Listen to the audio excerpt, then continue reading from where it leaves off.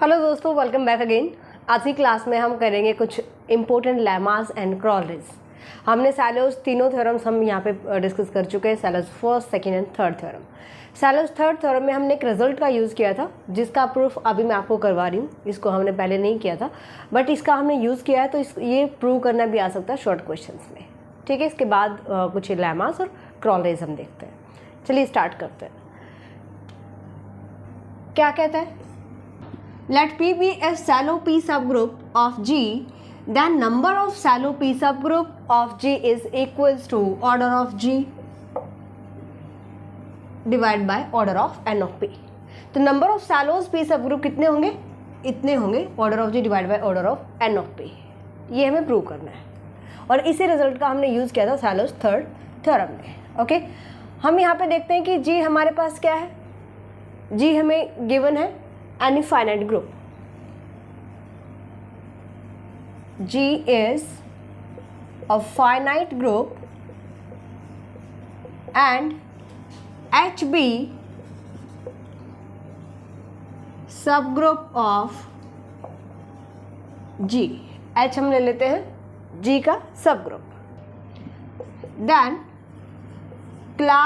order of H.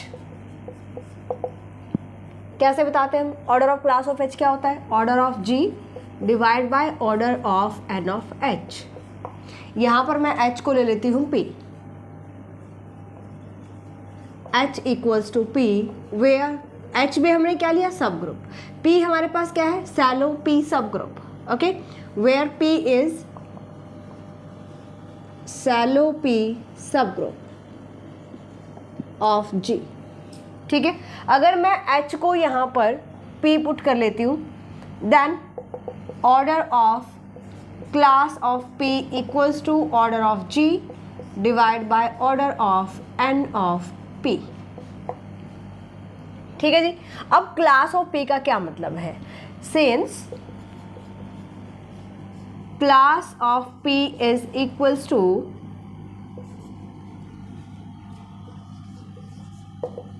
इसमें जो आपके पास ग्रुप्स आएंगे, जो भी इसके एन नंबर होगा, क्यू क्या होगा? सब ग्रुप होगा जी का। Q is subgroup of G and Q is equals to G. यहां से हम नंबर लेकर चलते हैं किसका? पी का। पी जो सैलो पी सब ग्रुप है, G P G inverse, where G belongs to G। ठीक है, सो क्लास ऑफ P को हम कैसे डिफाइन करते हैं? Q is a subgroup of G and Q is equals to GP G inverse for all G belongs to G, right? यानी कि set of all shallows P subgroup, ये क्या है? set of all shallows P subgroup of group G। ये हमारे पास है set of all shallows P subgroup of P, जो इस कंडीशन को सेटिस्फाई करता है। Q सबग्रुप है, Q को लिख सकते हैं हम Q equals to GP G inverse. Alright, अब यहाँ से हम देखते हैं कि अगर ये हमारे पास है set of all cellos P subgroup, तो यहाँ पर हमारे पास क्या निकल के आया था? Order of class of P equals to this. तो मैं इसको लिख सकती हूँ कि ऑर्डर यहाँ से number of Sylow's P subgroup अगर मुझे बताना है, number of Sylow P subgroup of G is equals to यहाँ पर टोटल नंबर ऑफ, क्योंकि हम यहाँ पे ऑर्डर बता रहे हैं। क्लास ऑफ पी का मतलब है set of Sylow P subgroup of जी, है ना। अगर मैं इनको ऑर्डर में लेकर चलती हूँ, मतलब नंबर ऑफ सैलो पी सब ग्रुप। क्लियर? यहाँ से आ जाएगा order of G divide by order of N of P।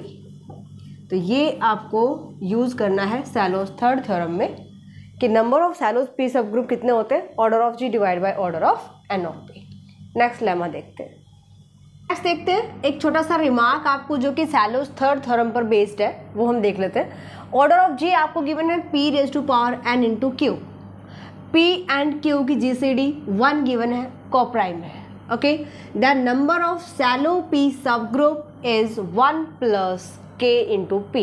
हमने बताया था सैलोस थर्ड थ्योरम में, अगर यहाँ पर नंबर ऑफ सैलोस पी सब ग्रुप हमें देखने किसी भी फाइनाइट ग्रुप के, तो किस फॉर्म में होते हैं, 1 + k × p फॉर्म में होते हैं, राइट। और 1 + k × p जो वो डिवाइड करता है ऑर्डर ऑफ जी को। ओके, यहाँ कहता है कि अगर ऑर्डर ऑफ जी हमें गिवन है p⁻n × q where GCD of pq equals to 1, यानी कि ये आपस में अगर को प्राइम है तो इसमें जितने भी सैलोस पी सब ग्रुप होंगे वो होंगे 1 + k × p। Okay, where 1 + k × p, क्योंकि हमने बताया था कि भी 1 + k × p divides order of G, और यहाँ पर ऑर्डर ऑफ जी कितना है p⁻n × q, तो 1 + kp किसको डिवाइड करेगा, ऑर्डर ऑफ जी को डिवाइड करता है। इम्प्लाइज दैट अगर 1 + k × p ऑर्डर ऑफ जी को डिवाइड करता है, यानी कि 1 + k × p divides p⁻n × q, है ना। इसका मतलब ये हुआ, और p और q क्या है, को प्राइम है, ये हमें बोला गया है। p और q अगर को प्राइम है दैट मीन्स 1 + k × p या तो p⁻n को डिवाइड करता है या q को डिवाइड करता है। अगर 1 + k × p और p⁻n इन दोनों की GCD अगर 1 है, यानी कि ये दोनों अगर को प्राइम है, दोनों नंबर को प्राइम है, इसका मतलब ये इसको डिवाइड नहीं करेगा, 1 + k × p p⁻n को डिवाइड नहीं करेगा, तो किसको डिवाइड करेगा, q को डिवाइड करेगा। क्यों, क्योंकि 1 + k × p divides p⁻n × q, इस टर्म को डिवाइड करता है, तो ये q को कब डिवाइड करेगा, जब इन दोनों की GCD 1 होगी।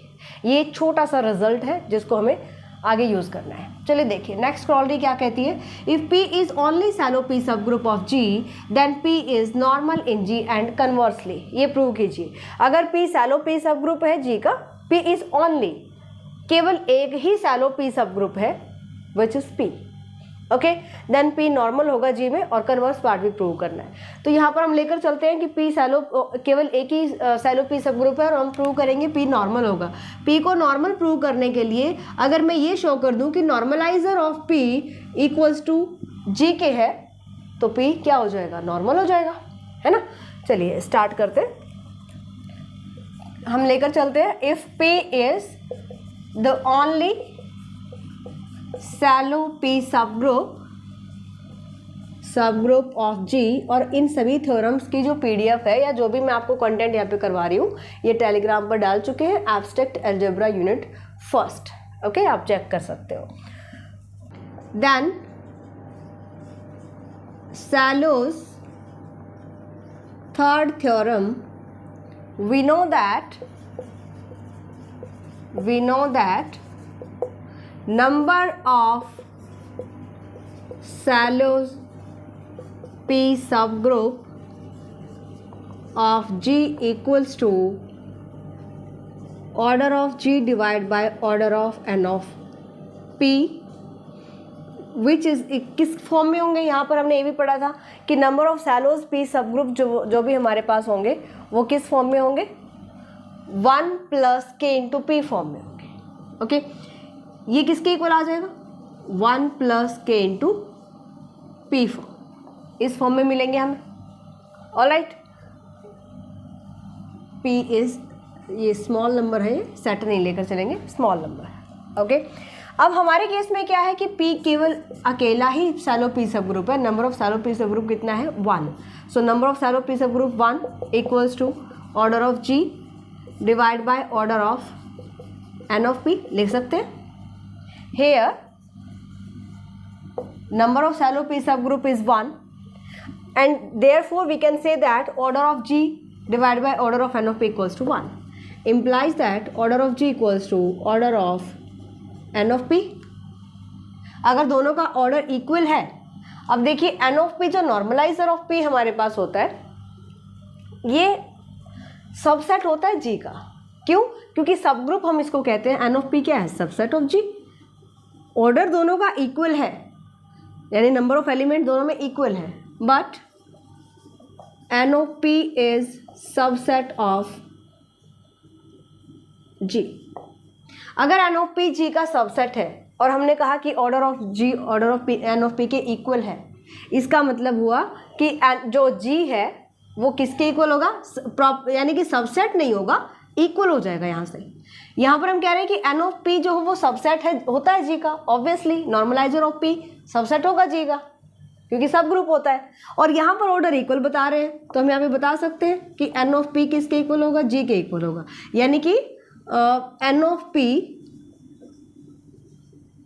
सबसेट नहीं होगा जी का, इक्वालिटी आ जाएगी, सबसेट वाला सिंबल हट जाएगा, क्योंकि दोनों का ऑर्डर यहाँ पर इक्वल आ चुका है। अंडरस्टैंड? अगर दोनों इक्वल है यानी कि जी किसके इक्वल है, एन ऑफ पी के इक्वल है, इसका मतलब पी इज नॉर्मल इन जी। ठीक है, नेक्स्ट पार्ट देखते हैं, कन्वर्स पार्ट। कन्वर्स पार्ट में हमें प्रूव करना है conversely if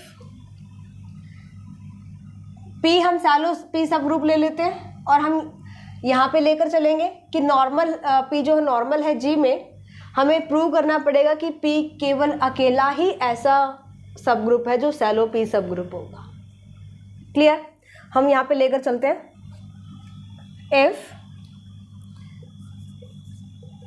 Cello P subgroup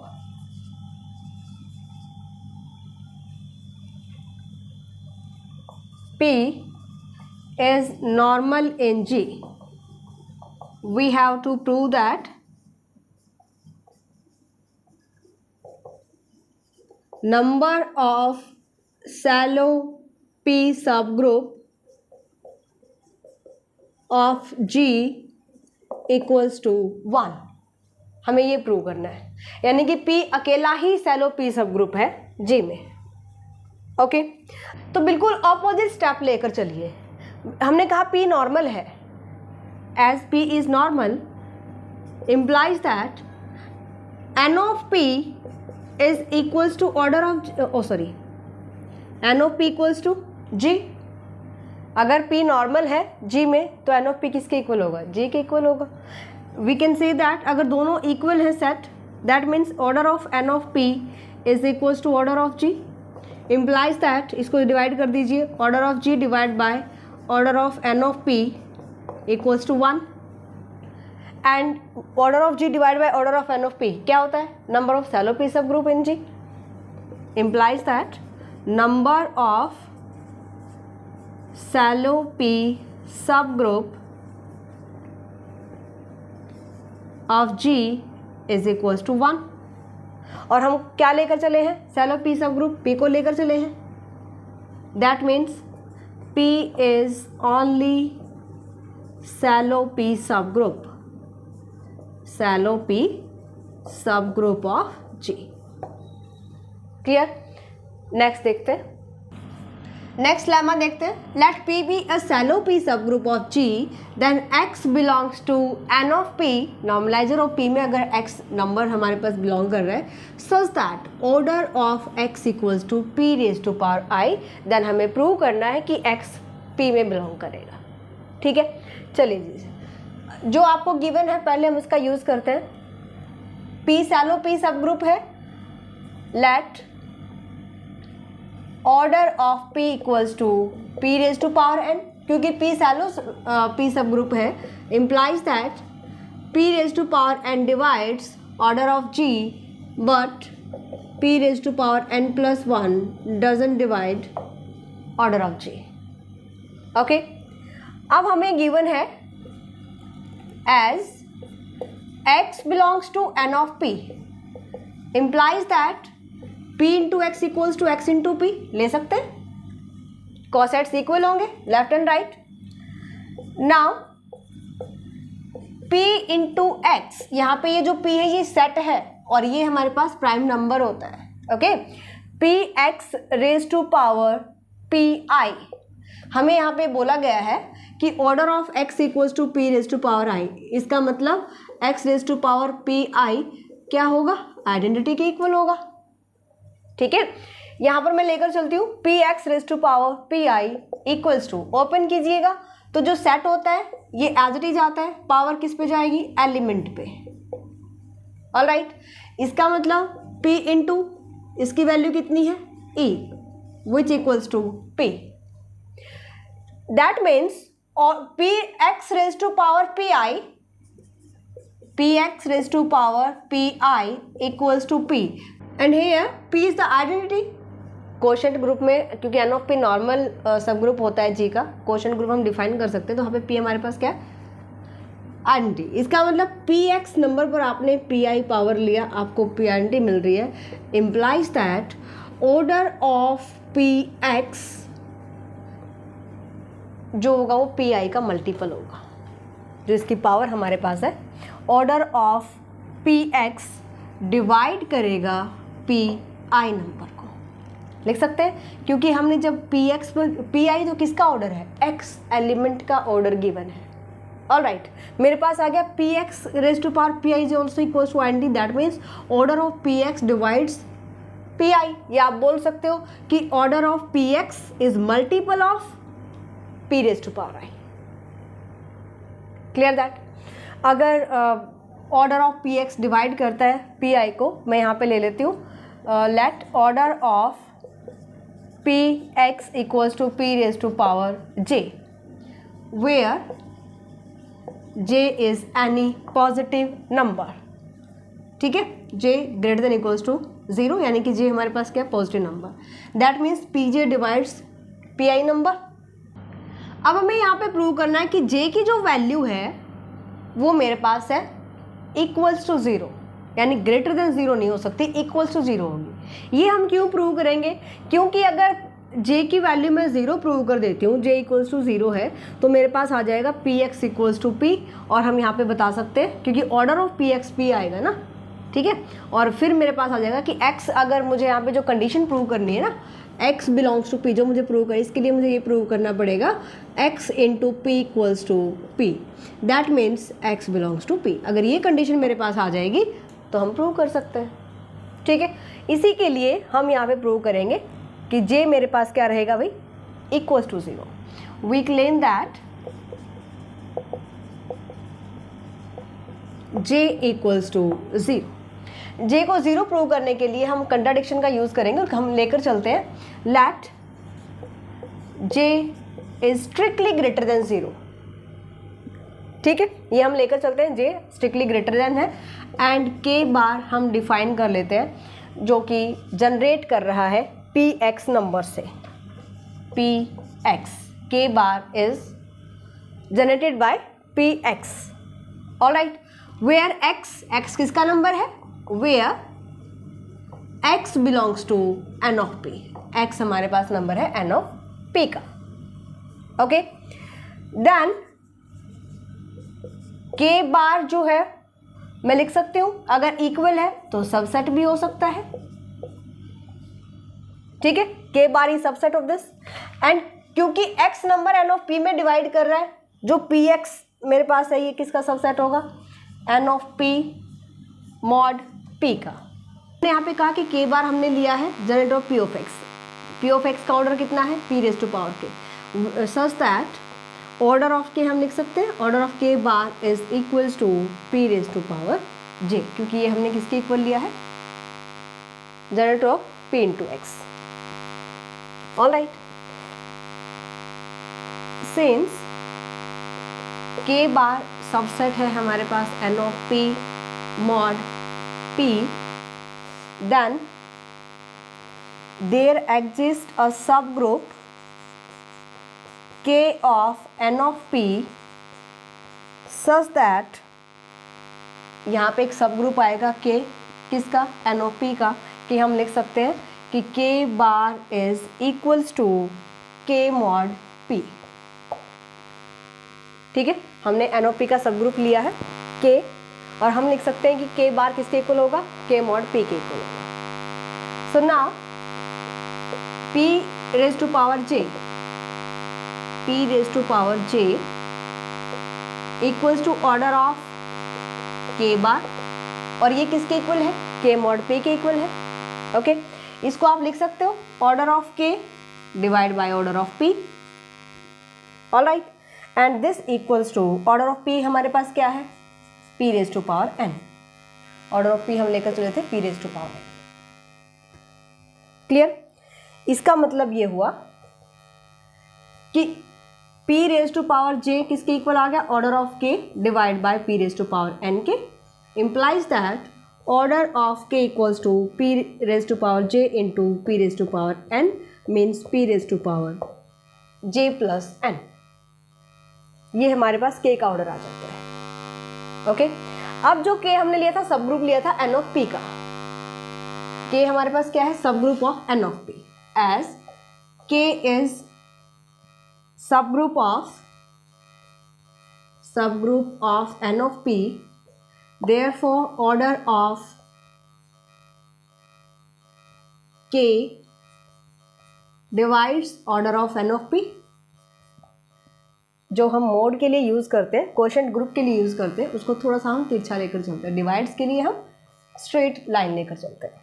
okay, यहां से मेरे पास आ जाएगा कि ऑर्डर ऑफ के जो है वो डिवाइड करेगा order of n of p को, and order of n of p किसको डिवाइड करता है? ऑर्डर ऑफ g को, क्योंकि ये इसका सब ग्रुप है. Implies that order of k divides order of g. इसका मतलब ये हुआ कि p raise to order of k मेरे पास कितना है? p raise to power n plus n, sorry j plus n. p raise to power j plus n number divides order of g, and यहां पर हमने j लिया है positive number, and j is greater than 0, या आप बता सकते हो where j is positive number, यानी 0 से ग्रेटर है, चाहे आप स्लाइटली ग्रेटर ले लीजिए. ठीक है, j हमारे पास है पॉजिटिव नंबर.